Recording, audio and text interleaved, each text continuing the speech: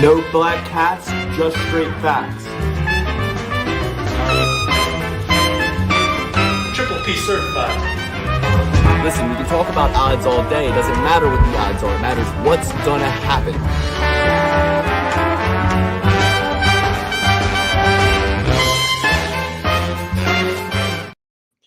Welcome back. It's the Perfect Play Pursuit. We're here to break down UFC Noche, Diego Lopes versus Jan Silva. Going to be a great fight card. Can't wait to break it down. Coming off the heels of UFC Paris, where I had a winning weekend, as you can see from my new total. Could have been even better, but we got out of there alive. We made a little bit of money, and we move on to the next week. Alex, how are you? How was your UFC France viewing experience? You watched, I'm assuming, a little bit alongside some college football. I was watching throughout the day. I love a noon start, love a daytime card. How was your experience? Yeah, only football I caught was my Buffaloes taking it to the newest addition to Division One football, the Delaware Blue Hens. Luke, you're familiar? Yeah. I saw they were like 50-point favorites against Delaware or something like that. Didn't quite win by 50, but hey, a win's a win, and I won't apologize for a win. Much like I won't apologize for the Birds' win last week. Sure, it might not have been all your heart's desired, but a win's a win, and a win is tough in the NFL, and especially a Super Bowl coming off of a Super Bowl hangover. I mean, I'm sure every smart mark in the cheap seats told you about the Super Bowl hangover before. If they did, then you probably bet on the Chargers and you're a smart man. But regardless, great football weekend, great viewing experience of UFC Paris. Always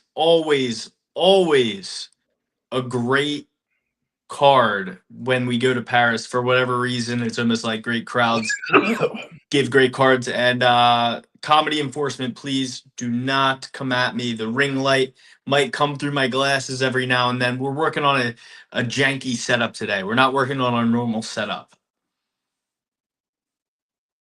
Sorry, I had to hit the cough button. Yeah, it was a pretty good card. I mean, I hit on my open bets sheet, the Google sheet. You can get patreon.com/perfectplaypursuit.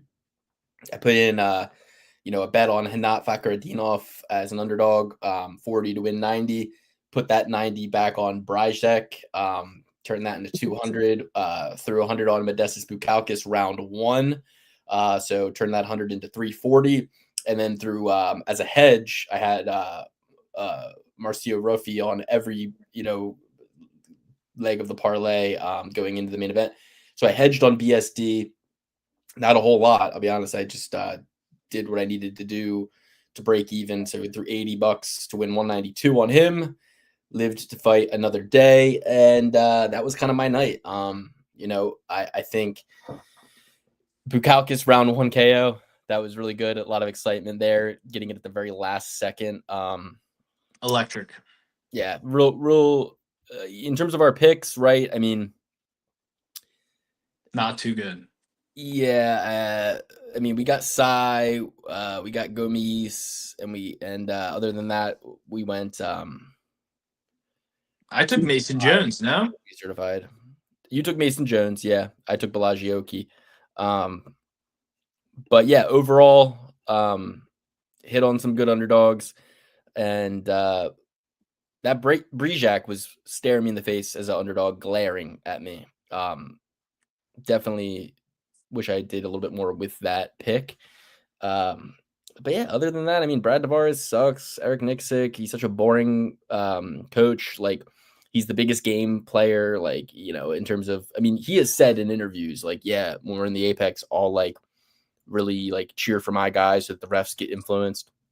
And in France, it's no different. I mean, like, after he has that bad round one, 10-8 round one, gets almost knocked out. And then it's like his advice is like, let's just make this a boring fight that we win. I mean, and so I don't know. I didn't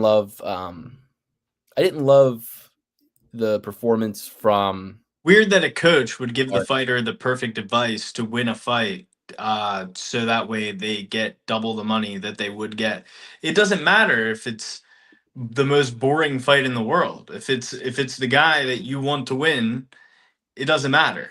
We had 60,000 people fill stadiums in Canada for George St. Pierre to crotch sniff for 5 rounds straight against guys who were supposed to be superior wrestlers than him.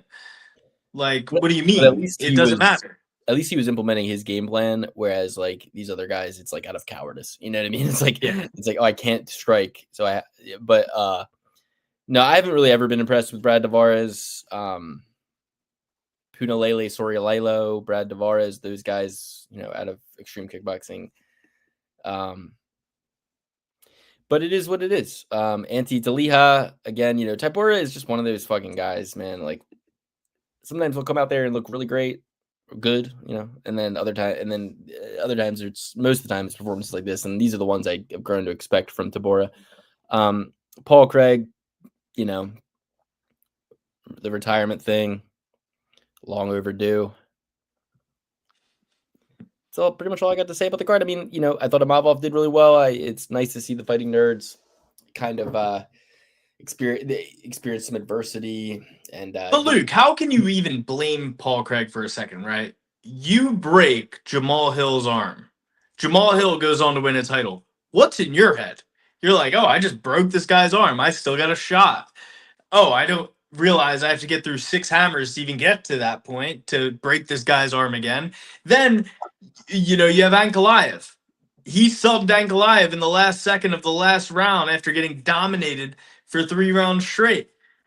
Ankalaev is now the champ. He's thinking in his head, I'm 2-3 fights away from getting a title shot just because I'm the last guy to beat this guy. So in Paul Craig's defense, yeah, it might have been long overdue. Yeah, he might be past his prime, but when you're seeing the guys that you have wins over get titles and not even far off of when you beat him, like he beat Jamal Hill. Jamal Hill became the champ within 2 years, if my memory serves me correct. But yeah, I mean, don't give too much fault to Paul Craig here. We got Canelo Crawford this weekend. We got Contender Series in a half hour. Lot to look forward to. Free on Netflix, Canelo Crawford. Very nice. I thought Harry Hardwick had a valiant performance. He said Anthony Smith curls up in a ball. He flopped around like a fish himself, but at the end of the day, he kept getting up and he kept trying to fight. And sure, there was a lot of wincing going on, but 10 days notice. Last time he didn't keep getting up. Listen, I hear you, whatever, short notice, whatever, up a weight class, whatever. But come on.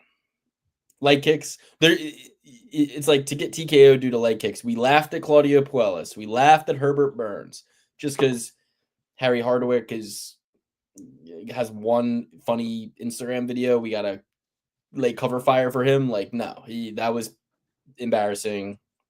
Hey, the enemy of my enemy is my friend, and I will I will keep Harry Hardwick as an ally till the end of time. Okay, well, for what he did for me. We got a 14 fight offering next weekend. One sec. We must say one thing. Hoofy, you model your whole entire game after Conor McGregor. The whole, style, your haircut, your look. You look like Conor McGregor, and a young Conor McGregor. That's what you look like in every facet. Okay? Yeah. And you don't learn from the mistake he made against Habib. You literally just get ragdolled by BSD and let BSD face crank you. The whole entire fight kind of looked like the Conor McGregor versus Habib fight, especially the finish.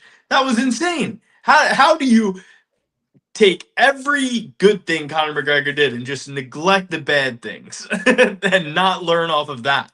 You learn from everything else he did. You couldn't learn from the mistakes? Yeah, I mean, disappointing performance that as it got closer, I started to see it going that way a little bit more. I was like, BSD, it's not like he gets like knocked out cold brutally with one punch, and that's kind of Rufi's kind of path. So I started to kind of think that could happen as I got closer. But yeah, I mean, it is what it is. Mason Jones, hero, absolute hero. I would have loved if he let Oki give up his neck like Oki was trying to do because he did not want a TKO finish on his resume. Would have loved that. William Gomis, I didn't necessarily think that was like I thought he might have lost that fight, to be completely honest. I mean, maybe I was half watching, maybe it was something else, but I didn't necessarily think he hands down won that fight. I was Yeah. nervous when the judges' scorecards were being read. Amavov, at like you said with BSD, as time got closer, I was realizing Amavov is equipped to beat Kyle Barallo. Think about what Jared Cannonier did to Kyle Barallo, and then that's all you need to know. That's all you need to know there. Like Nasruddin Amavov has pretty good takedown defense. Sure, Sean Strickland made him look like a shell of himself in there, but at the end of the day, he's up in the top 5 for a reason, and you got to give him his credit where it's due. As the fight was drawing closer and closer, I was like, Amavov by decision. But he did no favors for himself, because at the end of that fight, it kind of looked like he had the gas in him to do a finish. Even like the last 10 seconds of the fight, he like started opening up, pouring on him, and it's like, dude, like it to the brass, to the people who are looking for the next title challenger, you did yourself no favors. Well, that's what happens with these Alves, These Alves, they don't know their ass from their elbow. They hear it's a 4-man tournament. All I got to do is beat the guy with a higher number next to his name. When in reality, Anthony Hernandez versus RDR is 100% going to be fireworks. And the guy who comes out of that, if he's unscathed, he's going on to the next title fight easily. They're gonna try to get Hamzat Chimaev back in Saudi Arabia, same card as Makachev, because they love stacking shit around here. Yeah, they will love to do that, and Hernandez is somebody who's easy to work with enough to where he'll take that fight. 100%. Alvo would be like, "Oh, man, I don't know if I do that," and it's like, okay, it's yes or yes, You'll find out. Arman Sarukian found out real quick. That's why he weighed in. You guys should watch Dominic Cruz on Mighty Mouse's podcast. Yeah, no, for sure. Sweet Pea, 100%. He looked human in his last fight. He looked human in his last 3. Yeah. So the thing you have to pay attention to, Dominic Cruz said it on Mighty Mouse's podcast. He said, what gets you a title shot or what gets you higher ranked is when you renegotiate your contract and get more money, because then you end up fighting better people, because they won't pay you 400,000 and 400,000, if you're a Mavov or whatever. They won't pay you to fight backwards in the line. Mm-hmm. So a lot of these guys who are in a Mavov spot should recognize that, like, oh, I'm in a main event spot. I'm going to make main event money.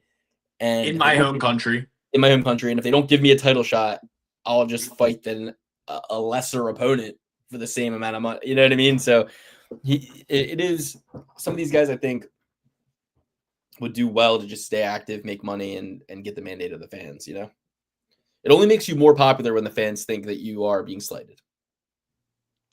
Yeah, until it doesn't. And now, everybody, and granted, this is in France, but Tom Aspinall is getting booed out the building. And everybody loved Tom Aspinall 6 months ago. Everybody in the world was Tom Aspinall's fucking song and dance. They sit here, they're their cheerleader. They all love Tom Aspinall until your guy is fighting him. I'm pretty sure that that Jones would get booed in America, and yet exactly that's what Gon didn't get booed. It's like Gon is a much more hateable figure in this sport than fucking John Jones, in my opinion. I mean, he is like, there's 3 things: his fight against John Jones, abhorrent performance. His fight against Ngannou, again, like really dropped the ball, fumbled the bag. Yeah, and then he doesn't call out Tom when Tom's sitting front row in Paris, and kind of no-sells that. And then he goes off and he's doing movies and he's doing this. He's taking breaks from the sports. Like, he's not in it. We don't care about you, Gon. He's had like 4 straight title fights without anything in between, really. Yeah. What, Tai Tuivasa? He's a welfare baby. He's a welfare Yeah. baby. You know, a lot of these UFC guys, they're welfare babies. They're getting fed shit that they don't fucking work for. All right, let's get into next week's card. I'm sick of this week. I'm sick of France already. First fight of the night. It is the Ultimate Fighter finale at 170. It is Rodrigo Cezinado versus Daniil Donchenko. What do you think about this one, Alex? Because Donchenko is somebody who I didn't expect to win his first fight or his second fight, let alone be in the finals. I have a hard time taking him as the favorite here. I think he should be the underdog here. And I don't know. I mean, if he was an underdog, I would probably be cheeky and be like, I'm going to take Danil. But because he's the favorite, I go, all I needed to know, he's losing this. Rodrigo Cezinado is going to be my pick. So what exactly was the reasoning for that fight fizzling on the card before? Do we know? Do we have knowledge of that? I can see. Hold on. It was canceled on the side of... Doesn't say either way. It does not say either way. No, yeah, it just says canceled. Yeah, interesting. That is useful information. That is useful information. I don't think Daniil would be a guy to pull out. That's just me. He seems Viking-esque. He seems like a guy who doesn't care. He seems like a Yuri Prohashka light, Yuri Prohashka free mode, the demo version of Yuri Prohashka. If you need another analogy for that, if you don't know what any of those are. Yeah. But this Rodrigo guy, like, he can take the fight anywhere he wants it. We saw it when he fought against the Brazilian bad boy.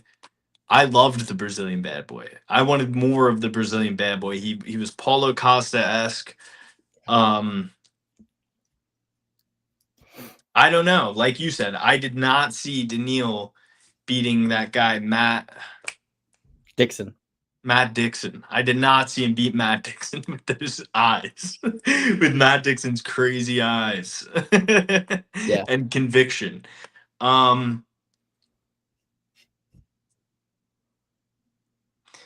Give me Daniil. I mean, he beat all odds.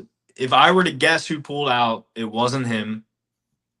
And, you know, Daniil's in Ukraine. This guy left Brazil and went to Canada to try to find out how to do MMA. He was in Brazil, the home of MMA. Went to Canada. Nah. Yeah, I don't like that either, but okay, so we'll split that one next. Alice Pereira versus Montserrat Rendon. Montserrat Rendendo. You got a 36-year-old versus a 19-year-old. She's 19 years old, Alice Pereira. I'm going with Alice Pereira. I mean, it's one of those things. Rendon is 36 with 7 fights. Pereira is 19 with 5 fights, right? So she does not have the experience advantage. But what Rendon does have is you look at these typology pictures. One has a jaw that goes like this, that goes like this, that goes like this. The other has a jaw that goes like this, right? Big old head on Rendon. Looks like she's been eating that the meat with the Mexican steroids in it, you know, that Canelo said he was eating or whatever. So I don't know. I mean, I it's one of those things where it's like, have we seen a 36-year-old Angela Hill whoop up on a fucking younger person? Have we seen a 39-year-old fucking whoever the fuck beat up on these younger girls? Yeah, of course. These girls, they come in and no matter how much youth you give them, they seemingly can't get these old ladies out of there, right? So I hope Alice Pereira gets her out of there. I'm going to pick Alice Pereira. What are the odds on this, Lug? Minus 205, Alice Pereira. Plus 180, Montserrat Rendendo. But Montserrat Andino is 6-1. She's 5-0. It's like, okay, yeah, she's older, but she doesn't have that much more experience. Montserrat Andino has two amateur bouts. Alice Pereira has none. Yeah, but I just think like sometimes these young 19-year-old girls, they don't know their ass from their elbow. They have no idea where they are. They're too small. They're too frail. I'm gonna go with Montserrat. This is just gonna be a Cody Safdie dog or pass situation here. Yeah, it's plain and simple. This woman has fought in the UFC before. This other girl was at prom a year ago. Okay, within the last year, Montserrat Resendo, she fought in the UFC within the last year, while this girl was buying a dress for a quinceanera. We can't equate these two things. She can train all she wants. Sure, she has just as many fights, but when you're competing at a high level at a long time, sometimes you get more experience by just being in the gym for that long of a time. So give me Montserrat.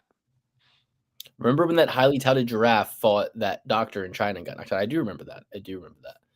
That was cool.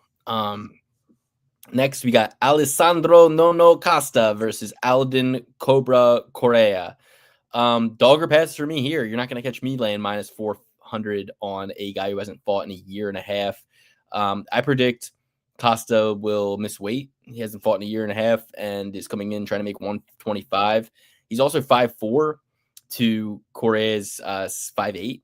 So I'm going to go with Correa. A little younger, a lot of juice, making his debut. I'm taking Correa over No just because of the inactivity. No, I'll take No. I think that Luke made some great points, but it's always harder to make weight as a taller guy. He's not that much older, and he has that UFC experience. Cobra, he's a contender series guy, and I'd guess, or is he last minute filling? LFA, 5-2 LFA, 5-1 in Fury. Over one fight recently was overturned to a no contest, but I believe that was because of I'm looking now, but I thought it was because of marijuana. So not really like a big. Yeah, this guy was supposed to fight Charez. Corey is filling in on short notice. Give me Costa, professional. He's gonna get this one done. Okay. Dog or pass for me there. Next, Zach Reese taking on Cedricus Dumas, breaking off that ankle monitor, getting out of Florida to the nice state of Texas. Coming off that loss 4 months ago to Lord Michael. And yeah, I mean, I'd like to take Zach Reese here. I don't see anything that's going to compel me to bet on Cedricus Dumas. He did show that he has only $12 in his bank account right now. I know he needs the money. But he's willing to do anything for the money. It would seem so. He's going to have, he usually is taller than his guys at 6'2", but he's Zach Reese 6'4". To be honest, it's the grappling for me here.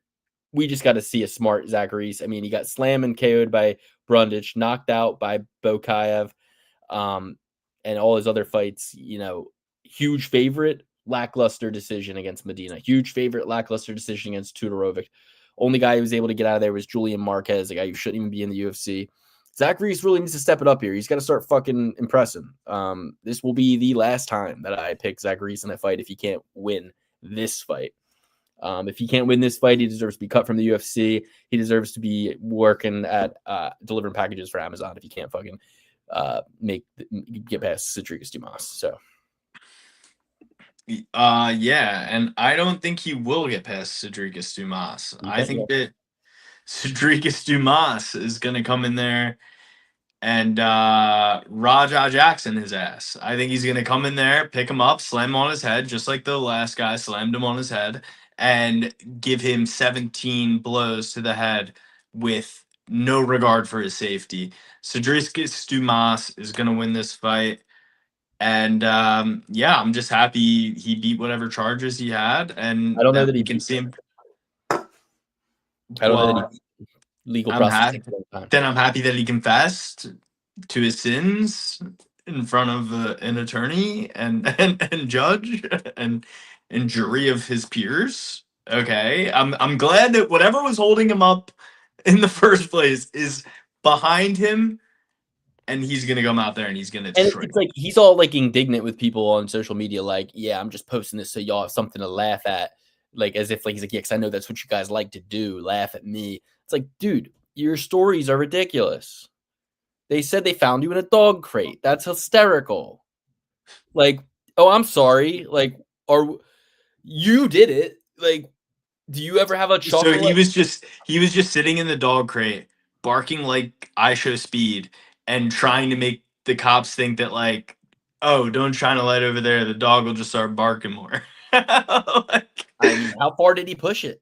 Right? Like, how far did he stay in character? He's like, no, I'm a dog. I'm a talking dog. You've seen Family Guy.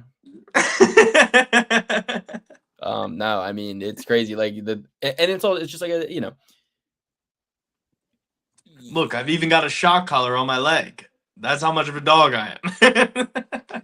And then training with the ankle monitor, it's like, yeah, dude, this shit is absurd. Like, yeah, we're having a laugh at it. It's absurd. It's not something you see every day. Yeah. Like, it's on you. It's not on us. God forbid if Justin Herbert showed up to Chargers practice with an ankle monitor on. You're in the UFC. You're in the biggest MMA brand in all the world. Hell, if somebody in the CFL was wearing an ankle monitor, we wouldn't think anything of it. But if you're in the NFL, you're Justin Herbert, you're lining up on Sundays, and then you show up to practice and you're like, oh, well, it's just a formality. It's just a formality. You get beat by Cody Brundage and Cedric Dumas. You don't even deserve to get cut from the UFC. You deserve to have the records scrubbed of your existence like fucking Brock Lesnar on the WWE. You deserve to have those are the two worst guys in the division. And your only win is over the other two worst. Dusko Tudorovic and fucking Julian Marquez. It's like you're out here getting smoked by shitty opponents. And you're a prospect. You're coming in here as a big favorite all the time. Like, get it together. Zach Reese, get it the fuck together. I'm warning you. And you know who was wearing their wrestling ankle monitor when they fought Cody Brundage? Who? Cedric Dumas, and he took him down at will. And he just beat the shit out of Cody Brundage. It was crazy. That was crazy. I've never seen anything like it in my life. I distinctly remember him being in on a double on Brundage and then looking over to his corner like, what do I do now? Yeah. Kind of like Raja Jackson, who will get off scot-free. He didn't do anything wrong. It was a work gone wrong. Luke, now revisionist history, now that that's in place, are you able to admit that you were wrong when you fought me tooth and nail on this Raja Jackson situation? I deleted that part of the episode that we talked about. Really? You didn't notice? I didn't watch it. So yeah, I mean, I had to. That's crazy. That was some of my best takes of the century. Well, I was gonna clip it and put it out as a separate clip, but it's just too oversaturated. The Raja talk's just too oversaturated. I'm trying to find the video. Not the way I talked about it, though. Not the way. Nobody had the take that I had on that. I need to find the video of him wrestling Cody Brundage. I typed in Dumas versus Brundage, and I didn't get. Oh, here we. How the fuck would they know? Nobody watched that fight. I'm one of the only people who watched that fight. Oh, here we go. I think I can find it. I think I can actually find. I don't know. There's only like still frame highlights. I'm not able. Yeah, I'll find it. I'll do some screenshots for you guys. All right. So I'm going with Reese. He's going with Dumas. Next, Jesus Aguilar versus Louis Garul. I'm going with Louis Garul. He is coming off a loss to Ode Osborne. Bad loss, but he came into that fight as a favorite, I believe. Yeah, this fight I really want nothing to do with. But I will take the Factor X Muay Thai Louis Garul to come in and really need to make an improvement. Aguilar I've never liked because 62.5-inch reach. This guy's got the littlest T-Rex arms you ever did see. 5'4", 62.5-inch reach. Those are children numbers. Those are children's numbers. So I'm going with Garul. He looks like a man. Yeah, nah, not at all. Not in the slightest. Like, that's crazy. Ode Osborne is garbage. Ode Osborne is not a good fighter. I've been saying it since day one. And, now I got to question Brian Battle, who, good friend of ours, the whole reason he and Gary hates us, because Ode Osborne and Brian Battle hang out all the time. So now I got to question you, Like, I can't trust your opinion on a fighter when you're hanging out with Ode Osborne, and Ode Osborne stinks. Ode Osborne got choked out by Brian Kelleher in 3 minutes at most. Give me Jesus Aguilar. Jesus, take the wheel. We're here for the Noche, baby, and they're not setting Jesus Aguilar up against anybody. I don't know how he's an underdog in this one. Jesus Aguilar, his only losses are Rafael Estevam and Tatsuya Taira. Tatsuya Taira, ever heard of him? He's amazing. He's got the juiciest lips in the UFC. Give me Jesus Aguilar. All right. Next, we got Tatiana Suarez versus Amanda Lemos. Poor Tatiana Suarez. Poor Tatiana. Looking like an absolute fish out of water in there with Weili Zhang. Luke, is this fight in Mexico? I thought it was supposed to be in Guadalajara. It's in Tejas. San Antonio. Oh, San Antonio. do you are you familiar with Charles Barkley and Sure. his takes on San Antonio? No, what's he say? He says the women in San Antonio, you can tell those women in San Antonio love their churros. There's some big, beautiful women here in San Antonio. Oh yeah, everything's bigger in Texas. Hey brother, now you're speaking my language. But yeah, he's very critical of the women's mass in San Antonio, specifically in Texas. You got to be a scientist if you're gonna start talking like that. Shut the fuck up. Yes, you do. Yes, you do. Yes, Dude, it's so funny. I watched that today and I was like, I gotta start adding "yes you do" to my vocabulary. Yes, you do. Yes, you do. Yes, you do. You do have to be a scientist, Joe. Dude, it's Austin, Texas. It's so silly. Okay, we're talking about Fight Companion, Joe Rogan, Brian Callen. You guys gotta look it up. Brian Callen telling Joe he needs to be a scientist. It's so funny.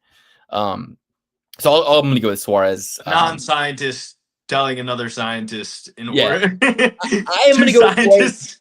I'm going to go with Suarez, but it should be minus 125 Suarez plus 115 Lemos. It should be a pick 'em, really, truly. You're crazy. You're crazy. I mean, I think Suarez is going to finish her too, though. So that's how I'll get my value.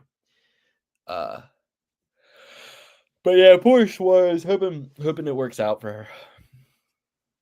Look, you're crazy. The woman who got standing arm triangled and outwomaned by Jessica Andrade is going to go against the most physically imposing woman besides Weili Zhang in the entirety of women's MMA.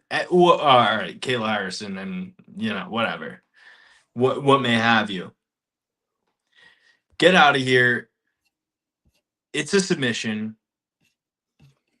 It's Tatiana Suarez by submission. Amanda Lemos taps. Amanda Lemush. I think it's within 2. I think that it's late first round, early second round, or Well, we mid learned that second round. Suarez is a great hammer, bad nail in that Hmm? Weili Zhang fight. We learned that she's No. Weili Zhang is a science experiment. She is I mean, you got to think Tatiana Suarez, somebody who has who had thyroid cancer or something like that. They're giving her like hormones for that because thyroids have a lot to do with your hormones. And I am the scientist. Hey, wait, Steve Grable, why would we be at risk for a doctor stoppage? Or am I missing something? Is there some kind of Nate Diaz style scar tissue that could If be she opened up metastasizes within the fight, if like a doctor? bad cancer joke, bad cancer joke. Sorry. So yeah, we'll both go with Suarez and both go Suarez by finish. I just think that there's a case for ground and pound. Sometimes if it's a women's fight where it's like, okay, for example, for this one, if it's like Tatiana by submission plus 250, Tatiana by KO plus 400, Tatiana by finish plus 185. I'm not going to do submission to get the extra 20 points. I'm going to just take by finish, Makes sense. Because anything can happen. You saw Mason Jones. Bellagioki was trying to give his neck up that entire time. He did not want to get hit with elbows any longer. And Mason Jones said, no, mate. Bang. More fighters need to understand how close they are to finishes at times. Like, you see situations where guys start punching, and then they stop. And you're like, dude, I'm watching at home, and like he was about to stop it. Like, keep punching, Yeah. Yeah. So, and on top of that, when the fighter that you're against gives up, some of these guys, like Chael Sonnen said it a million times. There's 90% of losses or whatever by submission or by rear naked choke, and that's because guys gave up and they said, that's the closest exit to the door. I know I don't take any damage doing this. I'll give you my neck. Whatever. Choke me out, please. Like, stop beating my head in. I have a family to feed. Like, it's real. It's a real thing. You gotta analyze it from my body is my career standpoint, and you're like, are you going to be Tua Tagovailoa and throwing up gang signs every other game because you don't know when to quit, or are you going to be the guy or are you going to be the running back who slides instead of like pounding out the rock? Which one are you going to be? And I think also there's something to be said about when you're watching the fights at home, you stand up, you start shadow boxing. Matt, think about how you're feeling in that moment. You're like, dude, I could actually like fuck somebody up. Then you get in and you do like one boxing class or one jiu-jitsu class or one round of sparring. And honestly, like you show up to the boxing gym and you're doing like fucking jump rope and you're like 5 minutes into the jump rope and like, I'm done with this shit. Like, fuck this. Like, I don't even want to keep jumping rope, like that happens in a fight, where it's like, yeah, the guy's out there and all of a sudden it's just like, nah, fuck this. Like, it's one of the greatest myths in the world. Your jiu-jitsu coaches are not worried about you tearing something or hurting somebody. They're worried about they're worried about you hurting somebody else because your energy levels are too high when you're going live. So they're like, yeah, do a couple laps, do some rolls. But also like,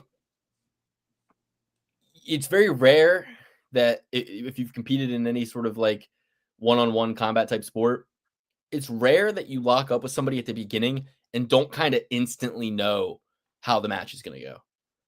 Like, it's usually either like, oh, I'm way better than this guy, or okay, I don't know how much, like, you might like need to know more. It's like, okay, like, but that's why I love like the Hicks that were on the wrestling team with us back in the day who didn't realize that.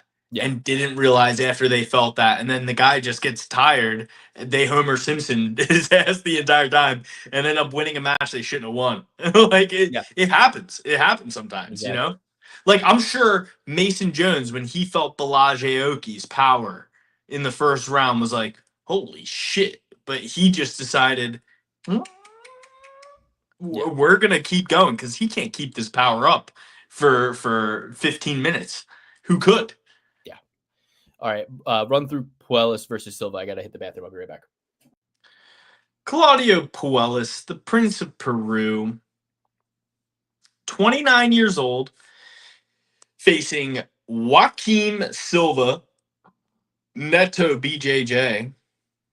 No free plugs, my friend. Luke, censor that in post. 36 years of age, 7 months, 1 week, and a day when the fight goes down. Fighting at 155 pounds. You've heard the statistic about guys who come in fighting at under 170 pounds past the age of 35 win at like a 10% clip. I'm not going to be the one caught holding the bag on Neto BJJ as a favorite here. I think the Prince of Peru, although he hasn't had the best of performances in the UFC, he's a pretty good fighter. He's got a pretty sneaky leg lock game. He's got some crafty striking as well. I just think this turns out to be a sloppy slugfest on the feet. And I think that the younger, fresher guy with less miles on him and better experience in complete honesty gets this one done. I can't imagine. I mean, oh shit, Neto BJJ choked out Neil Magny in a jiu-jitsu match. That's kind of crazy. I did not see that on his resume in the past, but also knocked out Jared Gordon. Sure, that was 7 years ago. He was 29. Yeah, 29 at the time. So yeah, give me the younger, fresher guy, Claudio Puelis. Both these guys have some pretty good jujitsu. The one thing you got to worry about Claudio Puelis is these leg lock guys are a little too comfy going to their back sometimes, and a more of a smothering older guard of jujitsu guy can get the jump on them. So that's where Joaquim will have the advantage. Like guys that are newer in jujitsu, or not newer, but in this younger generation of jujitsu, are super into leg locks, super into crafty chokes off their back. They're not really into the smashing, smothering game of like the originality of jujitsu in a way. Give me Claudio Puelas. All that aside, I think that he's just going to be fresher in those later rounds, and I think that both of their jujitsu games are going to be good enough to kind of negate that and just kind of have a sloppy slobber knocker on the feet. I'll be right back, Luke. I kind of agree with you in many ways. So like Silva, his nickname is Neto BJJ.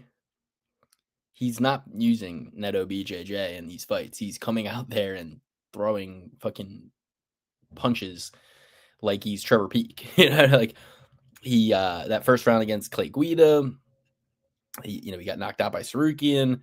He got knocked out by Ricky Glenn. He knocked out Jesse Ronson. So he's not really using jiu-jitsu to win these fights. I mean, he's only got 3 submission wins. 7 of his wins are by knockout, and the other 3 are by decision. So I don't like Puelis ever since that embarrassing performance against Dan Hooker. They say it was a body kick, TKO. I remember him getting like finished off with like leg kicks for some reason in that fight. Unless I'm thinking of a different one. But I just remember it being a no heart kind of performance. Puelis, I don't think has a ton of heart, but he does have 7 years on Silva. So I think this is a great buy low spot for Puelis. It does not make me comfortable. I think we'll have to weather a storm from Silva in round 1. But if we can make it past that storm, I think Puelis, being 7 years younger, is going to have the cardio to control some of the grappling areas and win the later parts of the fight. So give me Puelis. But you guys know I have no love for Claudio Puelis. And then we got Jose Medina, Funky Cold Medina, versus Dusko Todorovic. Dusko fights like a robot you paid for, right? Like he fights, he's like, nothing's technically like abhorrent. Nothing's wrong. Nothing's like, he's not like throwing a fucking like, he's not throwing punches like Keith Jardine. You know what I mean? Like he's doing everything like a robot, like a default character that you've added no attributes to would do it, and he just kind of moves forward and he's stiff and he's got a thick ass head, but the thick ass head doesn't seem to help him because he got knocked out and knocked out by Chidi and Jaquani, knocked out by CLD, knocked out by Mansour Abdul Malik, and only person he's been able to get out of there in the last 3 years is Jordan Wright. He is only 31. His record is reminiscent almost of like a Johnny Walker, where like he gets knocked out. Or better, Luke, no time. Yeah. Or here's from his region. Here's a reference. Who's the guy that got knocked out a lot from London, England? Oh, bald guy. He fought at like light heavyweight. Guys. Oh. Chat. He's like he's one of the old heads from London who got in the UFC too late and got just sparked every time he went in there. Yeah. Who am I thinking? I need to find out who this guy is before I move on. Let's see. UFC fighter. He got knocked out by no time for sure. Former UFC fighter who is from the UK and fought light heavyweight. He reminds me of David Branch. He looks like David Branch, but he's not David Branch. Yeah, no, not Johnny fucking Walker. It sounds like you're thinking of Johnny Walker. But I did say Johnny Walker. Johnny Walker knocked him out, I think. Hold on. Okay. Him or no time. Both of those guys, I think, knocked him out. I'm going to go with on this fight, I mean, Todorovic is chinny. Medina throws some ham hocks, but he's not good. Like, if you look at both of these guys. Oh, I got it. What is it? You sure you don't want to? Give me initials. JM. I can't think of it. You're gonna like remember everything about him as soon as I fucking say it. It's gonna flood back. What was his nickname? This is fun. What was his nickname? All right, hold on. Okay. You're not going to get him based on the nickname. He has 15 knockout wins, but 5 knockout losses. Super exciting. What's his nickname? No, I know his nickname. His last fight was in 2019, so he has not fought since 2019. And he lost to Alexander Rakic. Before that, he lost to Thiago Santos. Before that, he lost to Jan Blachowicz. Before that, he got knocked out by Volkan Ozdemir. Same night as Cormier versus Joe. He beat Corey Anderson. He beat Ovin St. Preux. He also beat Jan Blachowicz. He lost to Anthony Johnson. He lost to Alexander Gustafsson. So, the best of the best this guy fought. And, yes, he trains out of London, England. And he is a light heavyweight. And his nickname is Poster Boy. Oh, I knew it. Blank, I knew it was Poster Boy that. Blank. J, Poster Boy M. You're going to be so mad when I tell you. Chat, have you figured it out yet? Has anybody in the chat figured it out? You ready? Yeah. Jimmy Manuwa. Yeah! Jimmy fucking Manuwa. So there's no reason why Dusko Todorovic at 31 when Jimmy Manuwa's last fight was when he was 39. So we're talking 8 years from now. Is it possible that, because remember what I said, Dusko has 4 knockout losses.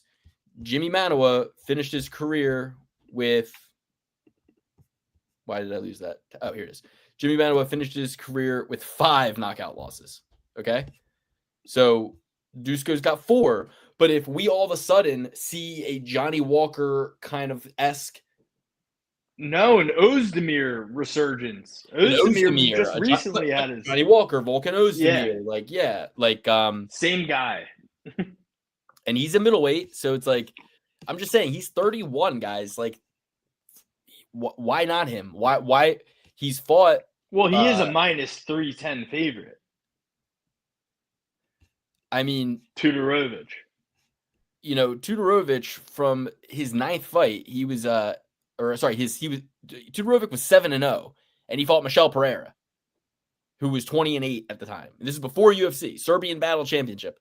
Gets into the UFC, is 9-0, knocks out Daquan Townsend, back-to-back losses, beats Maki Bitolo, knocked out by Njokuani, knocks out Jordan Wright, and then knee injury in the Christian Leroy Duncan fight. Important.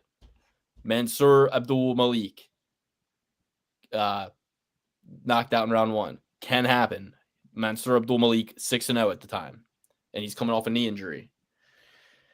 Loses a decision to Zach Reese. Now, Zach Reese is a highly touted, at least at one point, was a highly touted prospect. So it's like, okay, 3-6 in the UFC currently. It's kind of like, I mean, there's a big part of me that's like, why shouldn't Tudorovic? Like, this is really a loser leaves town match. These guys are both on 3-fight losing streaks. Luke, but you're sitting here saying, why shouldn't you win when he's a favorite?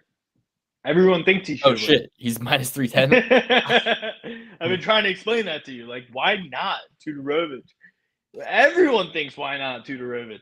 Yeah, I'm on the other side, though. I'm going to this fight, but Jose Medina might be able to knock him out. Tudorovic has shown that he's chinny. If I were to cap this fight, I would say take Tudorovic by decision, take Medina by knockout.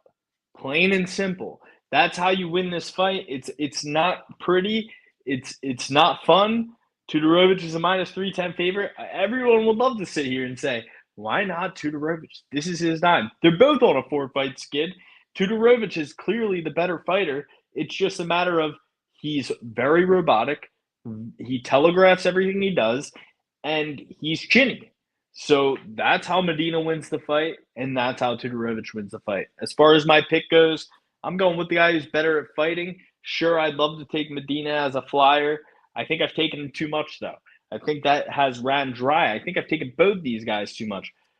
But I need to go with the better technical fighter who's going to be there for 15 minutes and not just be there for 15 minutes taking punches to the head like we've seen Jose Medina do. I'm with you. I do think pre-event I came in here with Medina on my mind. But I didn't know he was this much older than Tudorovic. So, yeah, I'm just going to go. Why not Tudorovic? I'm going to pass on this fight entirely, but. For pick's sake, who are you taking? Medina. All right. Why not Medina? Oh my gosh, you're ridiculous. Santiago Luna, nickname Border Boy.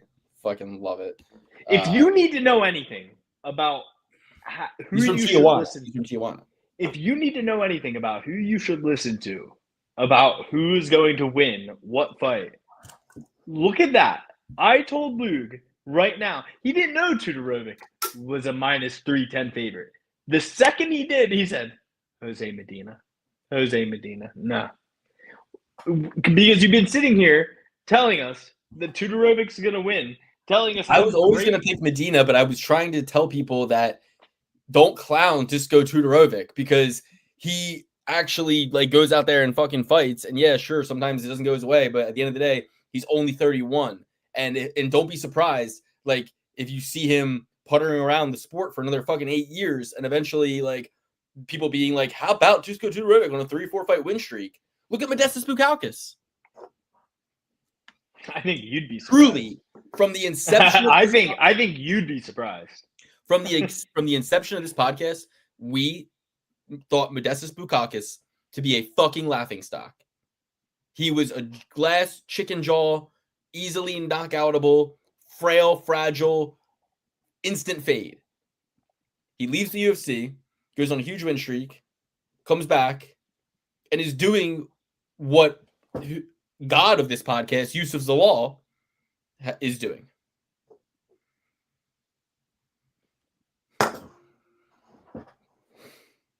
Yeah, that text. That me and Alex got a crazy group text, so that's why I was like, okay. Next up, we got Santiago Luna versus Kwang Lee. I'm going Border Boy. He's on the card for a reason. They know who Kwang Lee is. He's got 2 UFC losses, and even though he was able to beat Gaston Bolaños, I don't care. This is one of those, the UFC knows what they're doing fights. You'd be a fool not to take the guy at the 145-pound weight class who's 21 versus a 33-year-old. 33, maybe not over the hill, sure, but let's just put it this way. The UFC just built a performance institute in Mexico. This card is called UFC Noche. There ain't no performance institute in Vietnam, okay? There's no performance institute in Vietnam. The UFC has no plans to go to Vietnam. So I think that I don't know if you should say that. Some people just decide they have plans to go to Vietnam out of nowhere. Okay, go on. Okay, I got pulled over. I ain't going back. It's funny. I got pulled over the other day. He said, "I'm looking for Lee." I said, "You got the Kwang Lee." You're looking for my cousin. Yeah, right. Okay, that's a great joke. So anyway, point is, did Kwang Lee fight on that card against? Yeah. You know why I have such a bad? I wore this last time I wore this hat on this podcast was when we got back from UFC Macau when I was up at 3 a.m. to watch the fights, and that was this card that Kwang Lee was on. And I did take Long Zhao to defeat Kwang Lee, and he did defeat Kwang Lee. But that card was, as all of these, like, hats off to the people in the UK, because the UK is a first world country that speaks English, that like has all the same interests that we do. You know what I mean? Like culturally, there's not much that they know about that we don't. And if they have something, we take it like The Office and make it great, right? My point is, culturally, like, it's almost like they're your sibling. You're like, yeah, we all watch the same shit. But then they have to watch it, the same shit. Like, if the card starts at fucking 7, you're starting your night at 1 a.m. And they say, we invented and it was we tough. invented time, mate. We invented time. You should go on all time, mate. But I say, we invented everything cool. Well, I'll tell you what, I'll compromise on our time. I will make this deal tomorrow. If the UK wants me as the most hardcore United States fan to go to Dana White and say, we need to start the UFC like football starts. It needs to be in the fucking morning. It needs to be prelims 10 a.m. Early prelims noon. Main card kickoff 1. We're done by dinner time. For the Dana UK, White would do that smile where he doesn't show his teeth. He'd be like, you know what I mean? That's a 7 p.m. start. So you're welcome. You take it. You take that 7. You think I like sitting around all Saturday long waiting? No, it's a nightmare. I have to find so many things to do during the Saturday to kill the day. When I was in Hawaii, the way Dana sees it, he'd rather compete against the bar than, Oklahoma versus Michigan. Then who is Sweet Pea Grable? Fucking Canada? Or I don't know what the fuck they do. They like hockey. They don't even like American football, really. No, but Sweet Pea Grable is correct in a way, because it's like the UK is like a abusive dad that you like beat the shit out of to get away from, because that's kind of what we did in a way. No, dude, not the people of the UK. None of us were alive, okay? Like, the people of the UK, I'm talking, enjoy the same cultural media as Americans do, yet to watch the UFC, they gotta do what I did on that UFC Macau card. every weekend. I couldn't do that. I would go Whatever, insane. dude. I would United never win another States. bet. If you made me get up out of a sound sleep and bet through the evening, I would probably lose every fucking weekend. The only reason I won last time was because I bet Johnny Walker, and that was 9 a.m. Luke, my buddy is a big Juventus fan, right? They're in Italy, okay, Italy, and he has to wait. He lives in California. Oh, and Sweet Pea, completely agree with you, but so do they. They want those things too. All right, I mean, I feel you. They're in a different situation, and much like the people of Canada, I can separate them from what they're Luke. But here's what you're missing: is 90% of the UK does not give a fuck. That it's just like America. Every country is just like America. The UFC is living off of. Every country is not just like America. Are you out of your mind? In terms of fandom, right? Because No. in the UK, their main sport is soccer. One of my best friends, he lives in California. His favorite soccer team is in Italy. He wakes up at 6 a.m. to watch his favorite soccer team when they play. Okay, That's just how it goes. If you're buying imported goods, you got to go on the imported goods time. Okay? I'm just saying I would prefer. We're not working. No. We're not working around all these people time.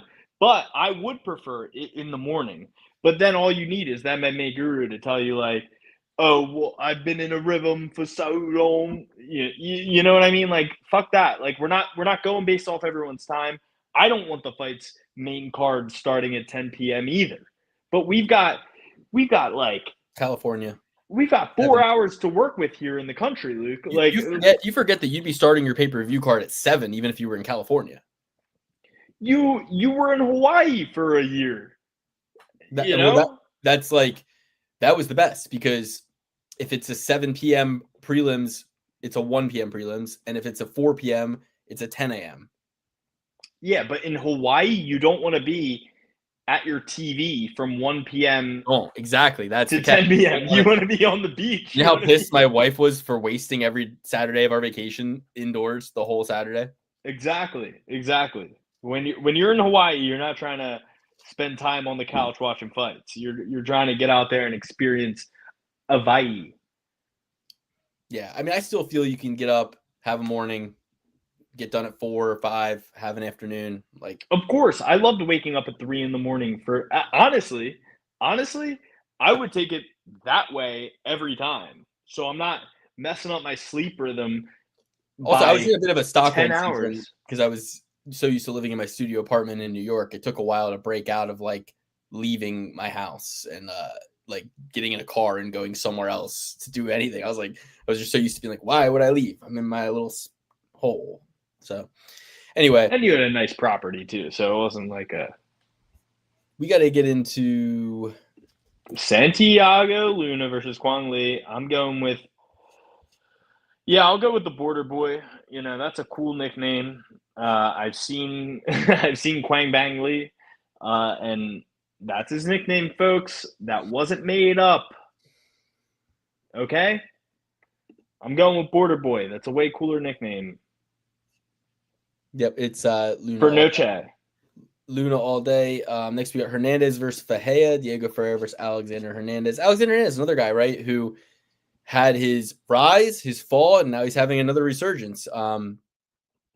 Even his losses, decision loss to Bill Algeo, split decision to Damon Jackson a year and a half ago. But then over the last year, split decision win against Austin Hubbard, beats Kurt Hollabaugh by decision, knocks out Chase Hooper 3 weeks ago.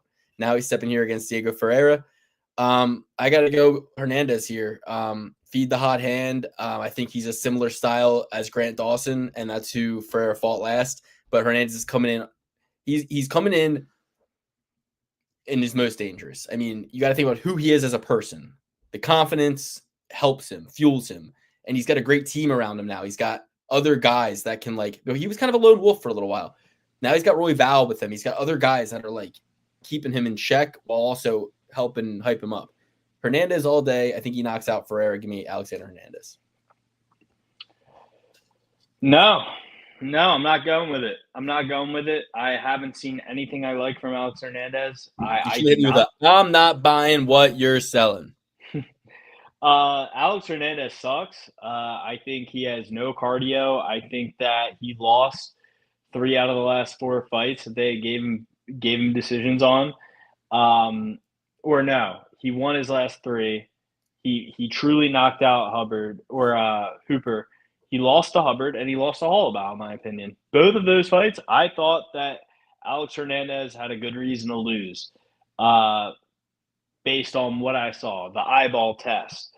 I fade Alex Hernandez, and I've been right a majority of the time since he's been in the UFC. So I'm going to fade Alex Hernandez again. I know Diego Fierro is old, but he has a well-roundedness to his game that will tire out Alex Hernandez, and I think that he could really come out there and spoil a lot of people's parlays here. I know that minus 160 is a very easy piece to add to your parlay because it's not adding too much, but I wouldn't invest too much on Alex Hernandez here. He has been known to blow up spots where it's like his homecoming moment. He's coming on, the spotlight's on him for a drop dryer 4 times on, and it still went the distance. Wow. Who won?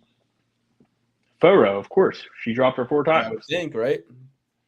Who told you about 4-0? I told you. You did earlier. I was about.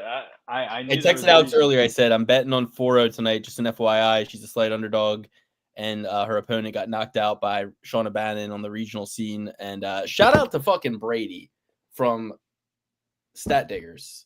Brady is really good with these contender series because if I'm at work, I don't have time to go watch tape on these contender series people, but I just watch what Brady has to say because half the time he gets to the end of his explanation, I don't even know who he picked because he does such a thorough breakdown on both people that I'm just like forming my own opinions. But he's also pretty clean on these contender series picks. So a lot of the time you can just listen to what Brady says on these contender series, set it and forget it.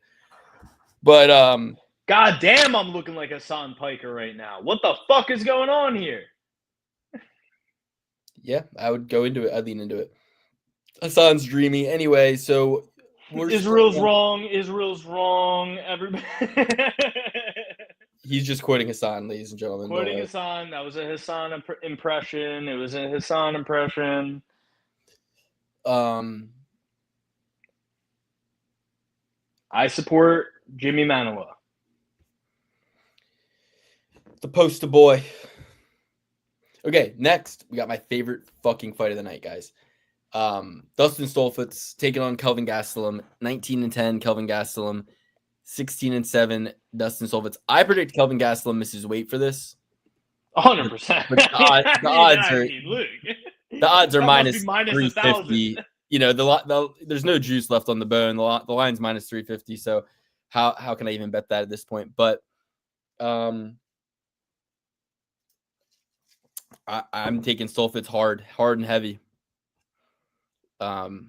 He's 6 foot, way less war torn. I mean, he's actually not less war torn because of that spinning back elbow he took from Bruno Ferreira.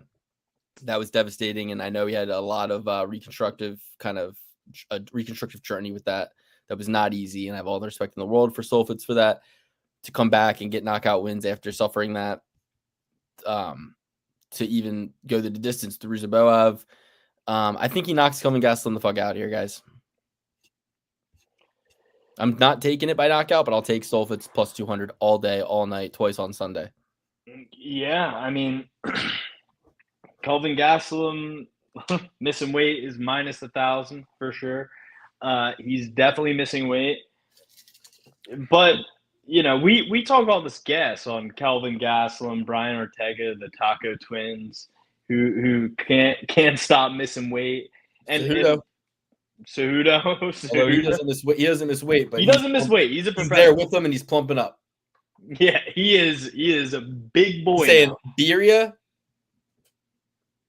and he's dipping. Whatever the heck that means. He's dipping the birria taco into the sauce. Comes with the sauce. Okay.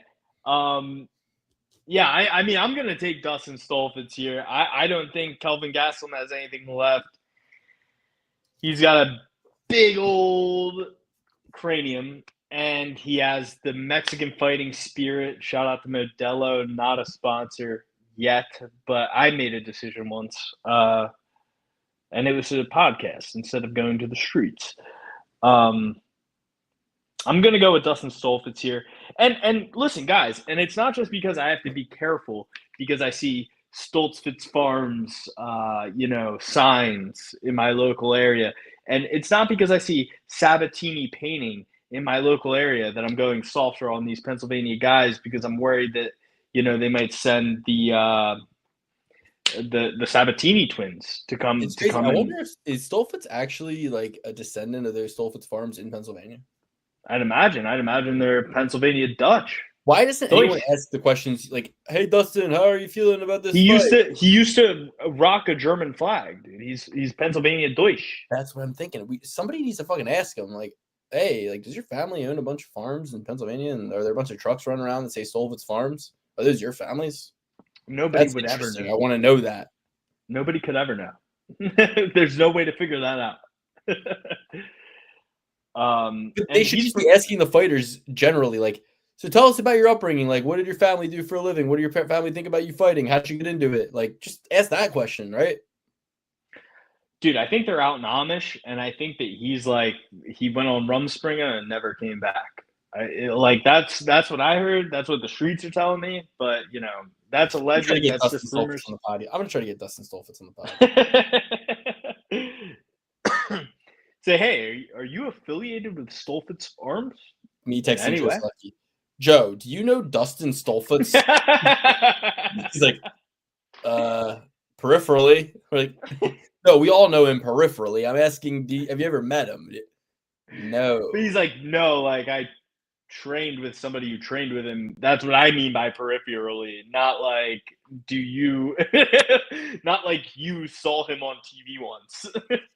Honestly, that's when I meet somebody and they tell me that they like UFC, I'm going to be like, what do you think of Dustin Stolfitz? And they're going to be like, oh, he's a warrior in a garden, or he's a gardener in a war.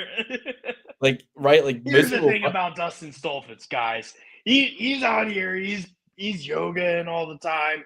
He's in here meditating. You got to be a warrior. You could just doing this podcast. We end up like going over these guys' topologies so often that at the end of the day, like where he trained, Extreme Couture. Another fighter there, Sean Strickland's opinion of him, how that sort of was not necessarily true. You know what I mean? And then maybe he's from, maybe his family owns a farm. Like, we know all this stuff about Dustin Stolfitz. Most people who would say they're UFC fans, I don't think they could tell you who Dustin Stolfitz is. Oh, no doubt. That's the thing. I'm just, everybody wants to say you're a casual because you don't want to watch Hamzat hump DDP on the back for 25 minutes straight. But DJ, the guy who said that, couldn't even tell you who Dustin Stolfitz is. He doesn't know anyone in the top 10 of the division that he used to fight in. He knows like 3 guys from there. And granted, he's calling him Joshua Vaughn. Exactly. Vaughn. And I love DJ, and I think DJ has great opinions on the sport. Death sentence, top 5 ever. But a lot of these people, they like almost like take a value, and they're like, man, this weekend I didn't even pay attention to UFC. I just hung out with the family. I'm like, guys, I do that every fucking other day. Like, it's not. They act like it's a big chore to like be. What are you doing the other 6 days of the week that you can't cover the sport that makes you money? It has nothing to do with this podcast. I always want to watch every fight as soon, like from the first one to the last one, every chance I get, always. So like, it really is. It's like I just have an inner desire to watch it, and I'm just confused. And like people who claim they love the sport, and also, not only it's like, do they claim they love it, but then they get money from it directly in a way that I don't. And it's like, you can't, dude. How about Portnoy and fucking not just Portnoy, but the guys they had on, everybody. Pizza. They're like, pizza.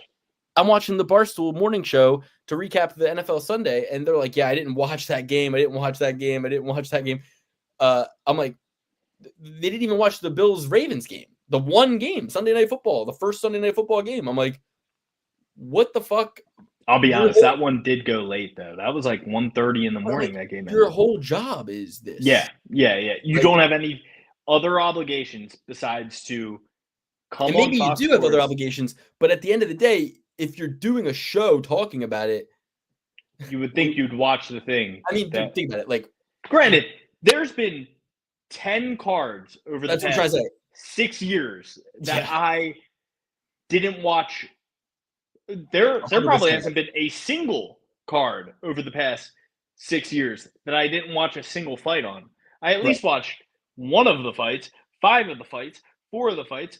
There hasn't been a single card that I missed the entire thing on, unless, I was in another country or something where I had no even opportunity to watch it in the first place.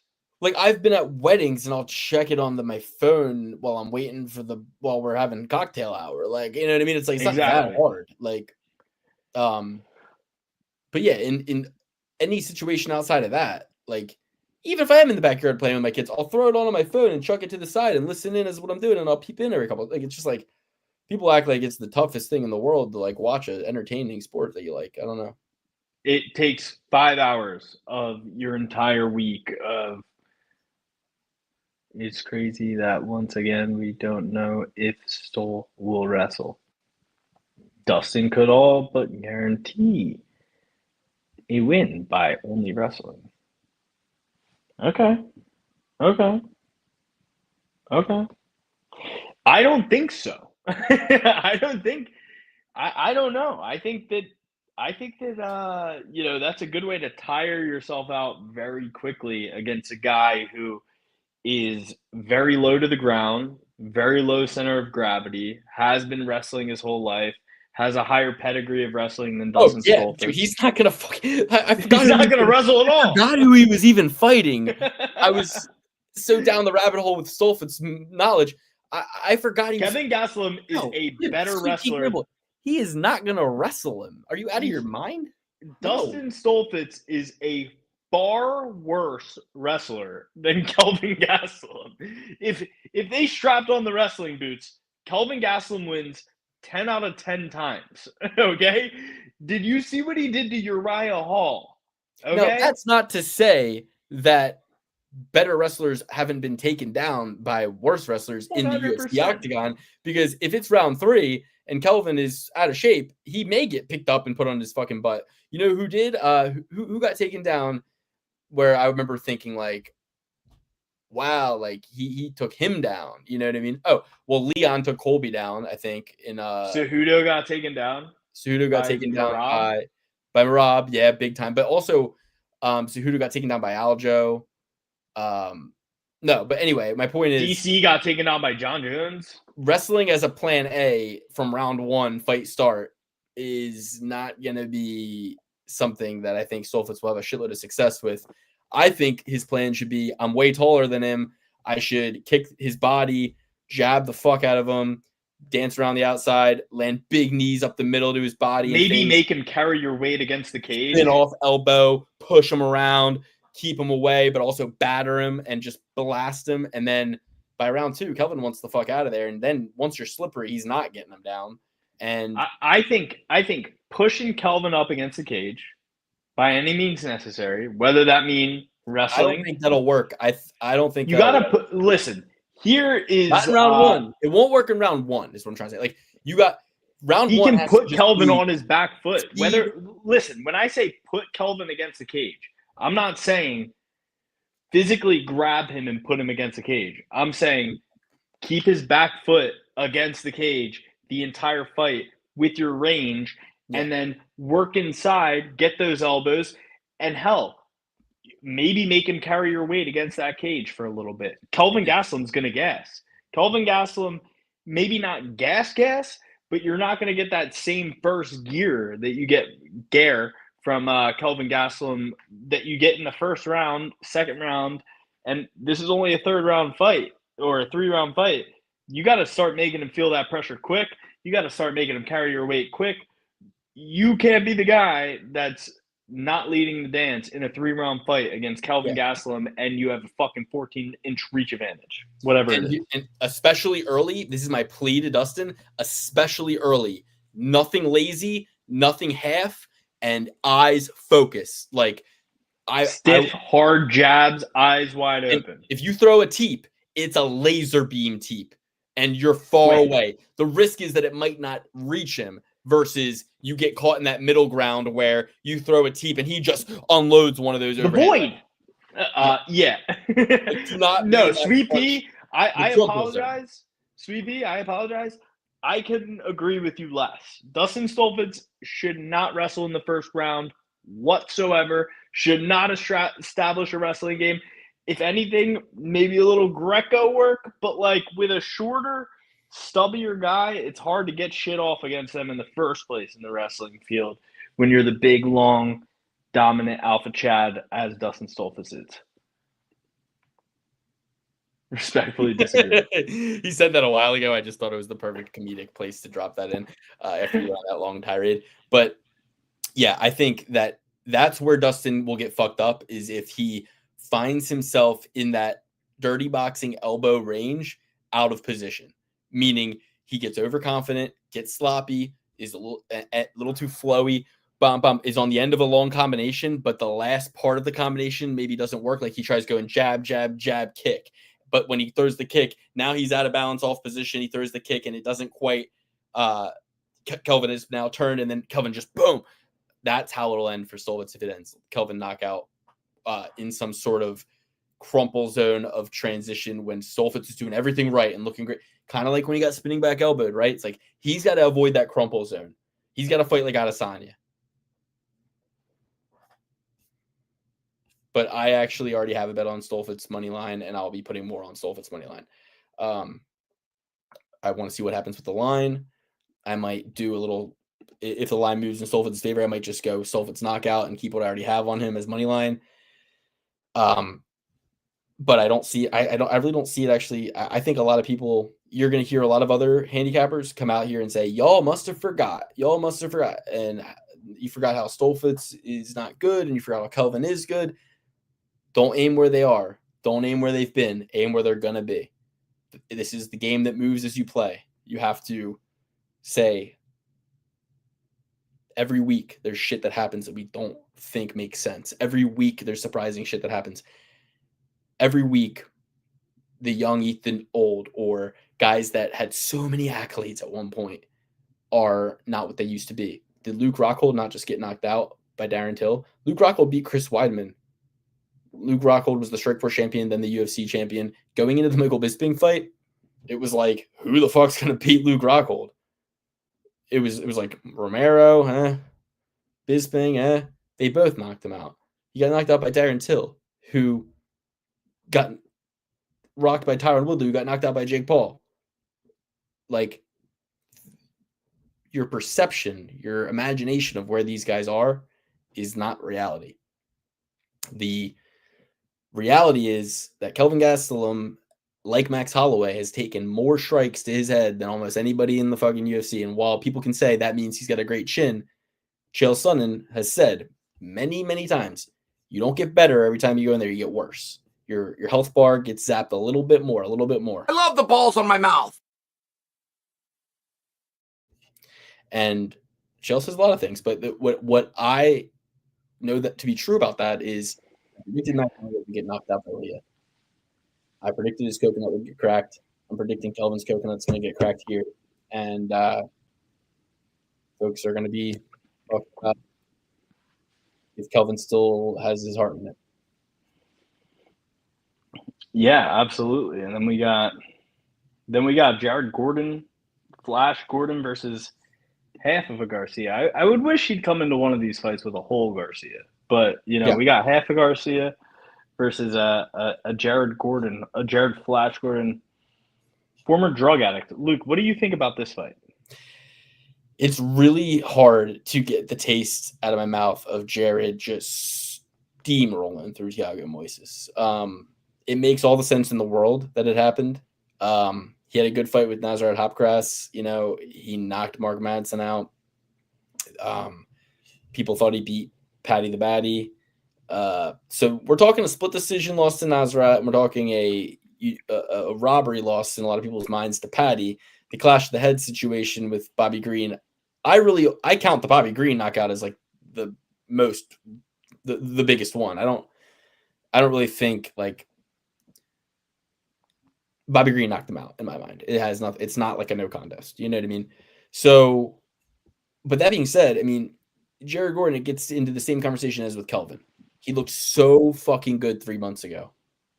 But there's a fork in the road here. It's like, is a 37-year-old at 155 is 3 months like, and not just any 37-year-old, Luke. But that's like a real life 58-year-old based on his life decisions. Yes, 100%. So what I'm saying is, you age quick. So is it possible that although he looked so good against Moises, he doesn't look that good even 3 months later when you're 37 years old? Yes. Is it also possible that if this fight were 9 months from now, he would look just as good as he did with Moises? Because at 37, it takes longer to recover. And I'm not just talking about that fight to this fight. I'm talking about that fight ends. How quick does Gordon get back to training full clip from that fight? How much of an impact does that training have? How much recovery does he need? Between that fight and now, was it a cram job? Was it a lackluster nursing injuries camp? Or is it just smooth sailing? Is it, I came out of that, this is actually a blessing. I came out of that fight with no injuries. I got right back into camp. I was blessed. Really feel like I'm a version 2 of even that night now. And I got to make hay while the sun shines. That could be it. I'll say that's a third possibility. The other two bode bad for a 37-year-old. It's one of those things. Very tough fight to bet, but I kind of think that the only option is to bet Rafa Garcia at these odds, or just to not bet it at all. I'm going to go with Rafa Garcia. It feels crazy, but I got to just look at the numbers. I got to say 37, 155. And then I got to say Mexican card, UFC Noche, Rafa Garcia, elevation fight team. Really good cardio, not 37, 6 years younger. Fighters who are 6 years younger win 63% of the time just already. He's coming off a win against Vince Pichel 5 months ago. Active, just as active as Jared. So I'm going to go with Rafa Garcia here.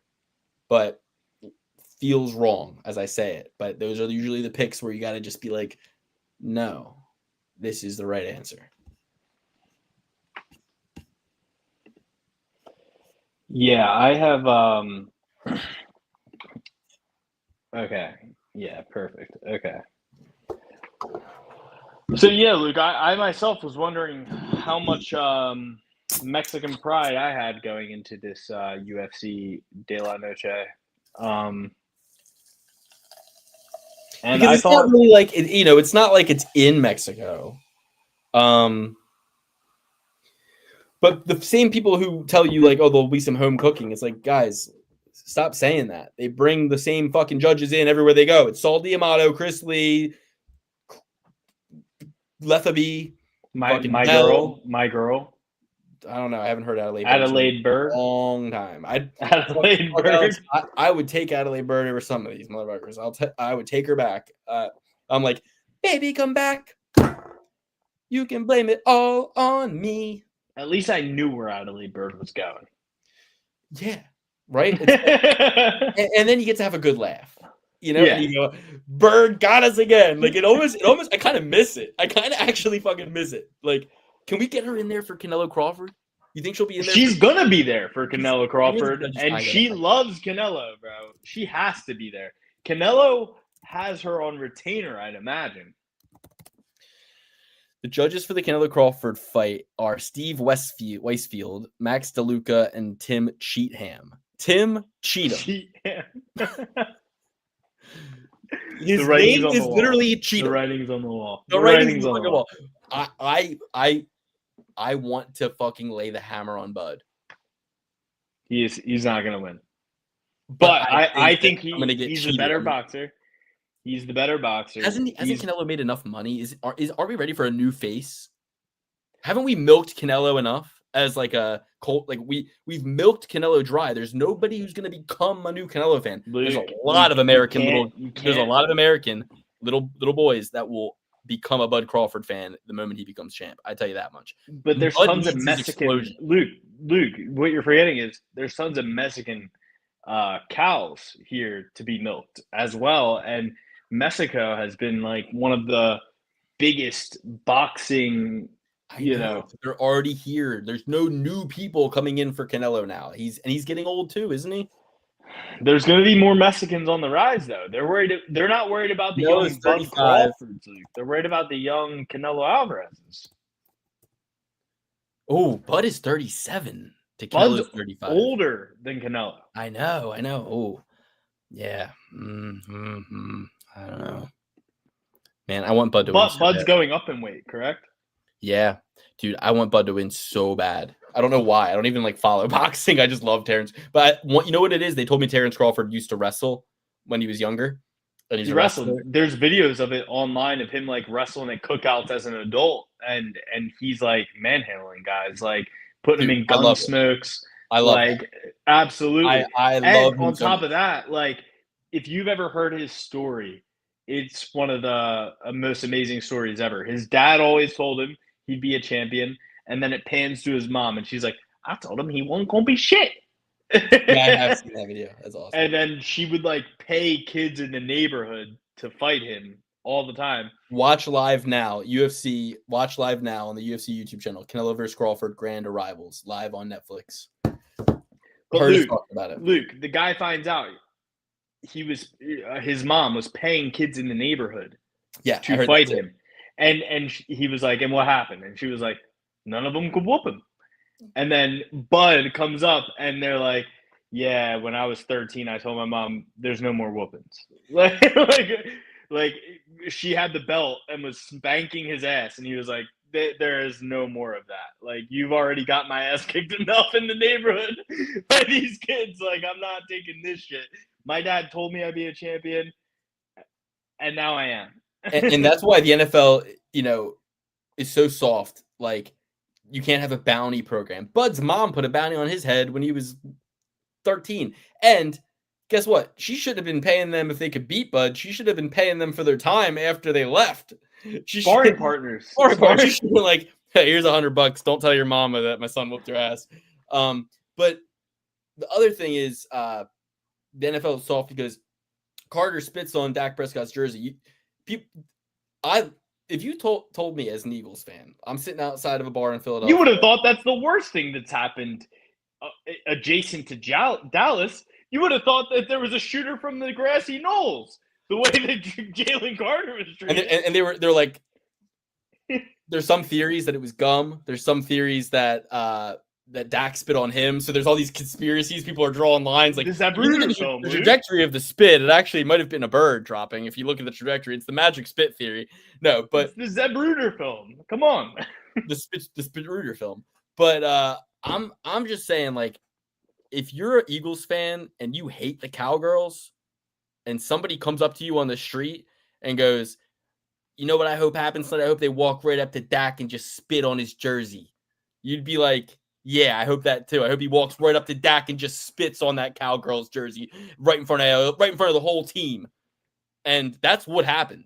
So, like, why are you mad, Eagles fan? Aren't you elated? Aren't you like, that was sick? The only reason I'm upset about it is because I know he's not getting a suspension. He just got fined. Well, you got suspended that game, but we won. Who cares? So yeah, but now we have him for the Chiefs. People were saying that he might get people are sitting here acting like I ain't worried about the Chiefs. The Chiefs are some castrated fucking dogs at this point, dude. I don't want to I bet on the Chiefs to whoop up on the fucking Chargers, and guess what? They shit the bed. They shit in their fucking pants. So I and Travis Kelce getting all mad on the sidelines. So let's talk about this. So spitting on somebody is you can't even play in the game today. But punching somebody in the face 15 yards. But wait, was it an open hand? Like, that was the craziest shit I've ever heard. That they're like, well, no, they did review it. They did just say nothing. It was rule Just of say thumb. fucking It was nothing. like 1960s. Get a bag of oranges to hit your wife instead Well, of the rule of thumb. The rule of thumb. That whole yeah. You expression, grab a rule of thumb. switch. You grab a switch that You're only is- allowed to hit, whatever with a. But the thing is, like, that literally is how they went with it, and it's like, okay, I know you thought you made sense there. Yeah. And I know half of fucking America thinks he makes sense. There's so many beer drinking, nacho eating fat asses in the Midwest sitting there going, well, that makes sense. If it was an open hand, it's different. Yeah, but then the Hey, same. come here. Let me palm strike you with my open hand, and then let me punch you, and you but tell me Luke- which hurts worse if you wake up from the palm strike. Luke, first of all, it's a calculated decision to hit with the palm when someone's wearing a helmet. 2, in the same states that these guys are like, well, he did it in an open hand. They have a stand your ground state where if somebody spits on you, that's assault, and then they can stand their ground. So, Right. yeah, I mean, spitting it's is assault. And what did Dak do when he spit on him? Looked at the ref. What did Travis Kelce do when he got punched in the face? Looked at the ref. How about you guys fucking go down with the ship a little bit? How about you fucking, just for the sake of your own team's morale, how about now, you know what it is? The highlight reel is we walked up, one lone eagle walked up to your whole fucking team, spit on your jersey, you bitched to the ref, and then lost the game. You And spit he didn't even on play. Hold on. You spit on me behind the Great Wall of Dallas, and then when I spit back, No, I don't know that I don't know that he spit back. I think he spit like on the ground. I don't know. Either way, I'm not getting into the spit rooter of Dak spit first, Luke. Dak spit. This is like Dak Han versus spit- Greedo. Greedo shot Exactly. first. I literally said that to somebody at work today. That's hilarious. Dak spit first, and Jalen Carter says to him, you can read it. You can voice read it. He says, you're spitting on me. And Dak goes and flicks his head up.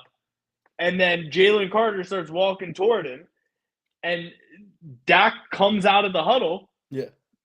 First person, Jalen Carter wasn't offside. Honestly, Philly is soft as fuck for not starting a GoFundMe for fucking Carter. There should be a GoFundMe, and it should be goal 100,000. And yeah, do That's like fine. He makes enough money. we'll He pay makes the- enough money. We'll pay the he makes fine. enough No, money. we He got makes you enough- on this. We'll pay the fine and then some. Thank you. A spit bounty, if you will.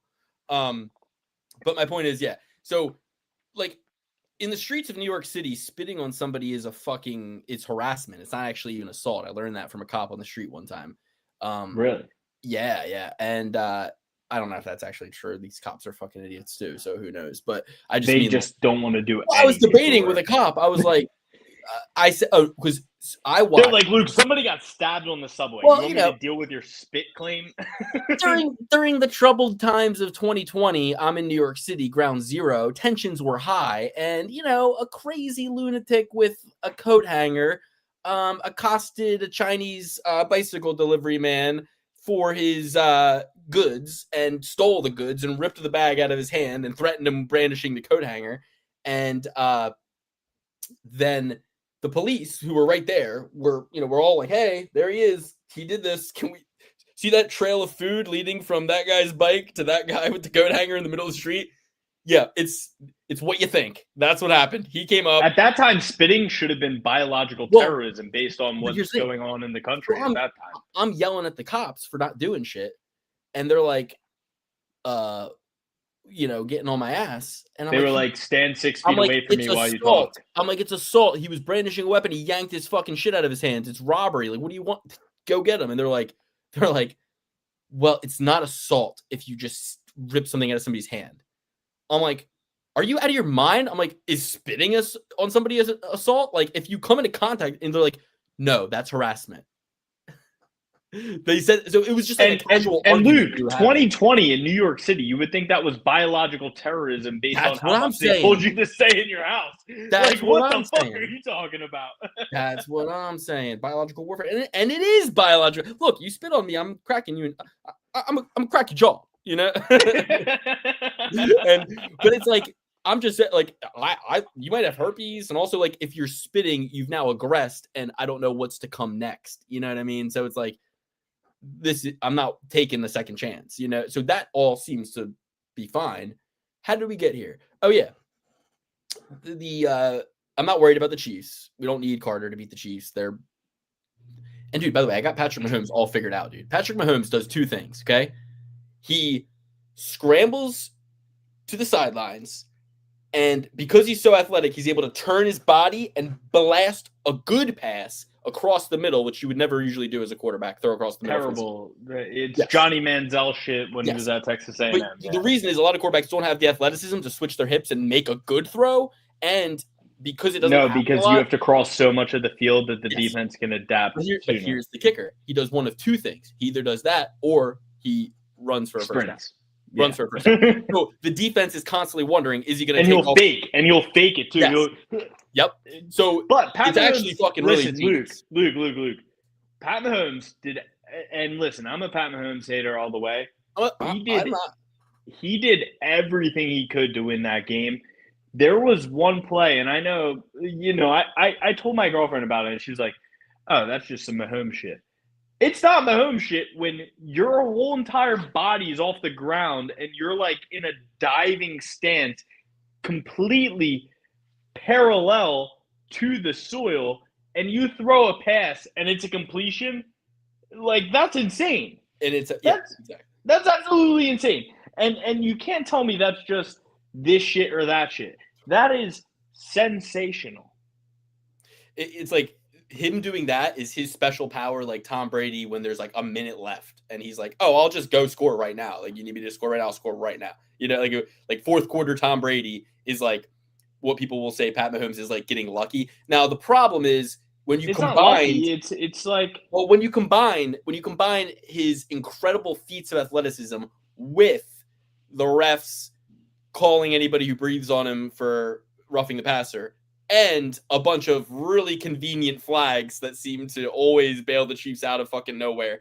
And then you add in Andy Reid's genius and manipulation, like how he kept him in the tunnel and just like delayed the game, like for no reason. Like, yeah, or it's drilling. It's like, it makes people think though there's some. Did Jorge Masvidal get lucky? This beautiful combination. Luke, one sec. Did Jorge Masvidal get lucky running out and kneeing Ben Askren in the head when he knew he was going for a double leg right away? Was that luck? Yeah, sure. 50% of it was luck, but 50% of it was him drilling it in the back. I had a friend who played basketball, right? He shot a ball over the entire backboard from the baseline, sunk it in a game. His dad told him every day when he was practicing that shot, "You'll never shoot that in a game." Every day his dad would tell him that, because he would go every single position on the court, shoot a ball. His dad told him, "You'll never even see that opportunity in a game." Seconds are left on the clock. He catches it on the baseline, shoots it, makes it. It's one of the most amazing plays I've ever seen in my life. And was it the practice? Was it the luck? Was it, it's probably an even distribution of both. Luck, all luck is opportunity meeting preparation. Exactly. The harder you work, the Thomas Edison. Yeah. The harder you work, the luckier you get. Now, do I still believe in this kind of X factor? Of course. I'm one of the luckiest people I've ever met. Everybody I know. Speaking of the X factor and bounties, do you think that Travis Kelce intentionally hurt Xavier Worthy after Taylor Swift was talking about him on the Big Uglies podcast? No, I didn't even know that happened. Oh yeah, when Travis Kelce ran into him. Yeah. No, I didn't. I was pissed that I bet Worthy anytime touchdown on FanDuel and not DraftKings, because I would have got bailed out of that if I did it on DraftKings. But it's always the one that you don't put the ghost leg on. It's always the one that you don't put the. That should be a new thing. Like if I'm Rico Bosco and I'm talking to Nadu and I'm trying to talk shit about gambling, I'd be like, "Yeah, you can't even hit a parlay with the ghost leg. I can give you 2 ghost legs. You won't hit a parlay." Like that. Like if there was like an inner shit talking of gambling, that would be a good one to use. Instead, he would just jump to like, "Your sister looked ugly at a wedding." So Let's we got one more fight to break down. Two. Two Rob more. Font versus David Two more. Martinez. I'm taking Rob Font. Give me it. It's stinky. Hold your nose. Give me Rob Font. Rob Font, 2 damn phones.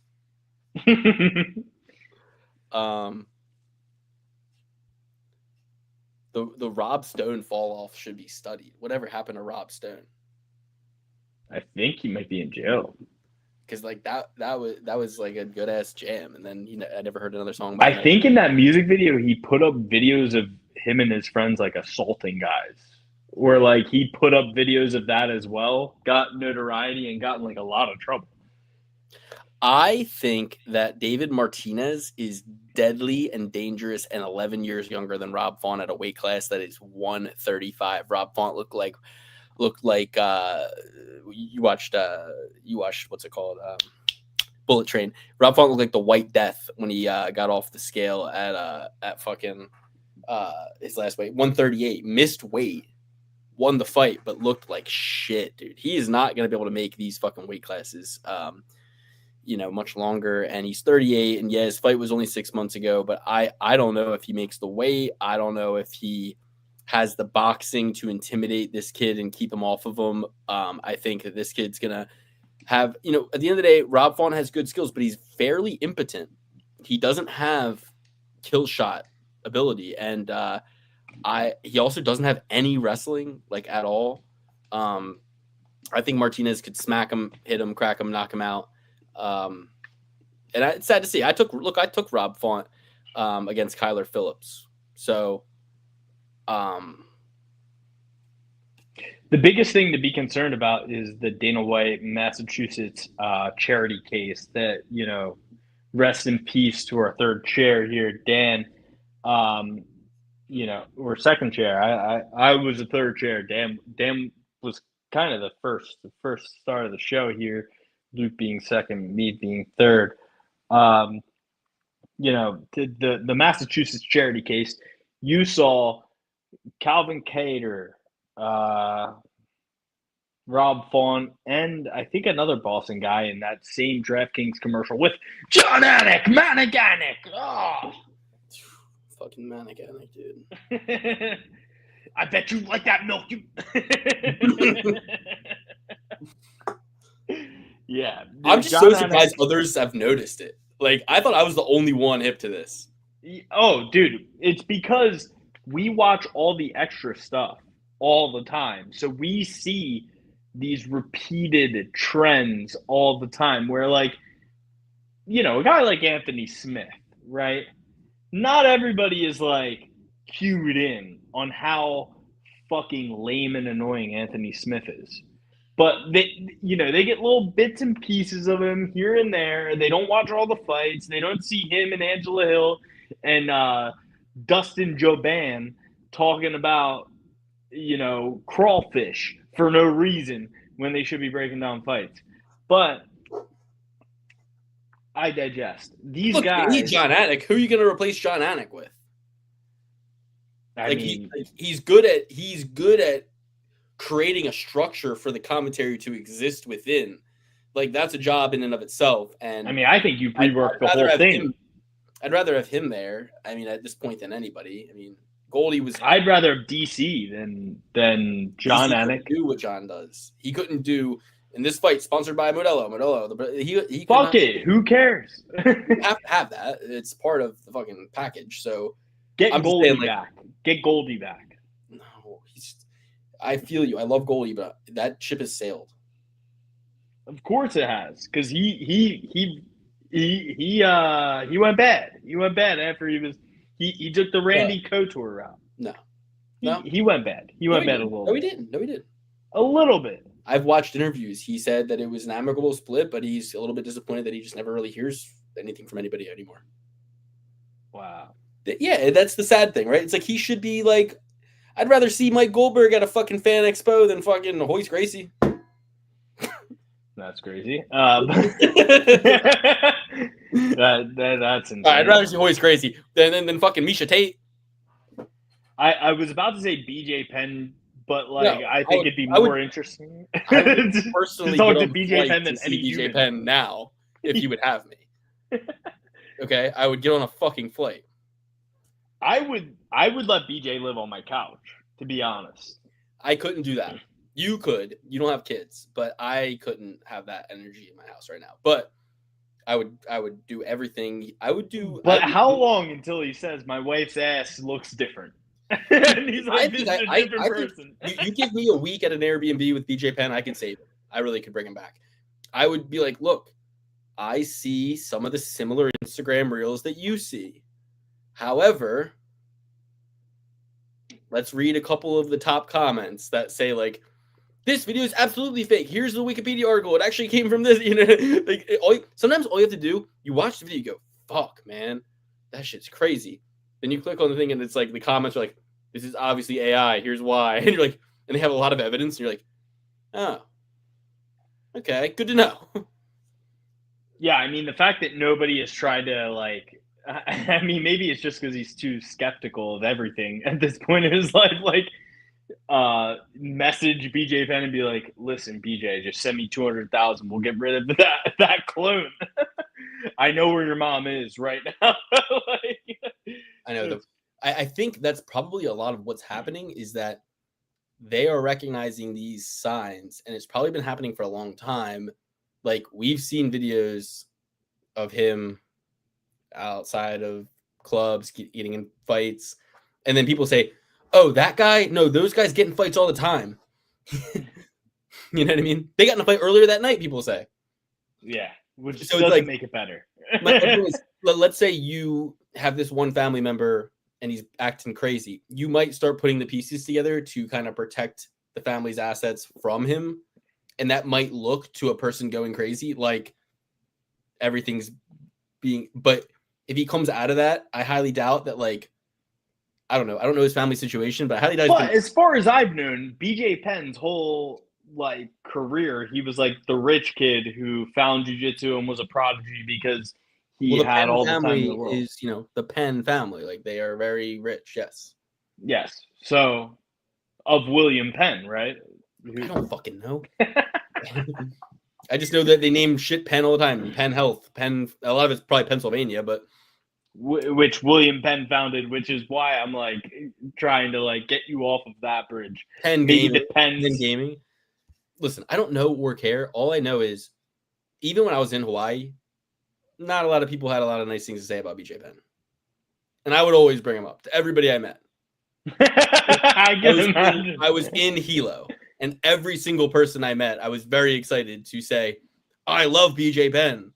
And a lot of people saw my excitement and kind of did that thing when somebody talks about a band you don't like, where you're like, oh, yeah. And you just kind of change the subject, Yeah. I get you. And some people went as far as say, he's a fucking asshole. Fuck him and his whole family. So like, I don't know, Luke, I need to hear the opinion of you on this next fight, though. Like, this is a career-making fight for you because you've ridden both of these guys hard, long, fast. You've been ridden hard and hung up wet. Well, whatever the fuck that line is. Rode hard and put up wet. Yeah, so you got to dry out. You got to dry out a bit.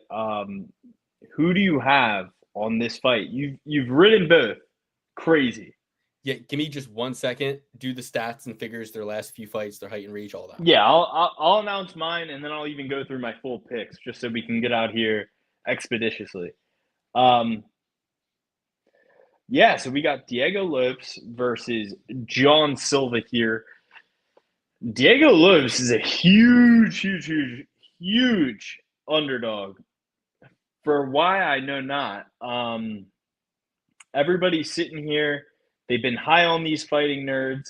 These fighting nerds have come, and they might have hit their peak. It's hard to have a full team of guys who are at the top level the entire time, fighting for titles, fighting for contendership.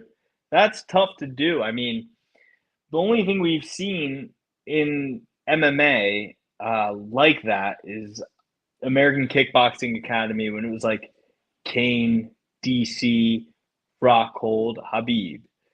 since then, like that's hard to get. And a lot of those guys were probably getting work other places. I mean, shout out with Khabib. I'm going with Diego Lopes here, and I'm going with Diego Lopes emphatically. I think that Diego Lopes has seen a lot tougher fights, and he has everything to keep John Silva off of him that he needs to do to I don't think John Silva's going to go out there and knock out Diego Lopes. I don't think John Silva's going to go out there and out wrestle Diego Lopes. I don't see a single facet that John Silva can win by. Not a facet, not a faucet. I got to go with any of size. I got to go with Diego Lopes. I think he's the better fighter. John Silva's had a nice run, but so have all the fighting nerds, and they have all come to an end at some point. Give me Diego Lopes. The fighting nerds fall off needs to be studied. Will be the fucking headline on Monday morning. Dream, believe, and make it happen. Diego Lopes, he can do anything. Okay? Diego Lopes fought a very special fighter in Alexander Volkanovski for 5 rounds. You don't think he's going to get the rub? You know where he ended up after that fight? Back at Oklahoma State University with the Cowboys wrestling. He puts on the wrestling boots and he's wrestling and he's training. Diego Lopes is going to beat the fuck out of John Silva. He's going to hit him and he's going to hurt him and then he's going to take him down and he's going to submit him. I believe that his wrestling will be far superior. I believe he will get John Silva down with ease, keep him down, elbow him, and eventually get a submission. And John Silva is going to remember when he punched the wall when Rufy lost, and he's going to be like, fuck, my nightmare. Like, he punched the wall, and then, like, that went into him and laid a seed for him to go. And I mean, punching walls is not a good method, especially in a stadium situation. Those are concrete. He wasn't in a stadium. He was at a house.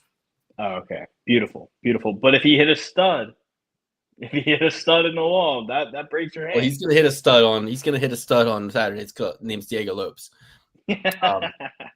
So give me Lopes. Love the money line. Let's just say that. All right, let's go through the full picks. Let's tie this sucker off and have a good night. If you're rolling with me, of course, Tapology wants to throw an ad up on me now. Diego Lopes, Rob Font, Rafa Garcia, Dustin Stolfitz, Diego Fiera, Santiago Luna, Dusko Todorovic, Claudio Puelles, Tatiana Suarez, Jesus Aguilar, Cedriscus Dumas, Alessandro Costa, Montserrat Rendon. Don't take that one. And Daniil Donchenko. Don't take that one either. Donchenko, I come to you on the day of your daughter's wedding. Could you give me a favor? If you're going with me, we're rolling with Lopes, Martinez, Garcia, Stolfitz, Hernandez. We got Luna, Santiago Luna, Jose Medina. Psych. I'm going with Dusko Todorovic. Claudio Puelles, Tatiana Suarez, Luis Gurul, Zach Reese, Aladdin Correa, Alice Pereira, and Cezinado. I'd take Alex Pereira versus Rendon, but a lot of people thought this was Alex Pereira's sister, Alice Pereira. I know. At first I did. I was like, wait a minute. This girl doesn't have any glory kickboxing or karate combat experience. What am I looking at here? Okay, so we're both on Tatiana Suarez, Claudio Puelles, Dusko Todorovic now, Santiago Luna, Dustin Stolfitz, Rafa Garcia, and Diego Lopes. So 7 trophy certified picks for you guys. And Double P certified picks. Any other questions before we leave, guys? We're out of here. Thanks so much. It's been 2 hours. We love you. Thanks for joining us. Go to the Patreon if you want to see the open bet sheet where I put my open bets, and you can tailor fade, entertainment purposes only. Support the show. Get in there for a full year. We love you guys. And working on some big things in the background to get a third chair in. So we'll keep you posted. Dream, believe, and make it happen. Thanks, Alex.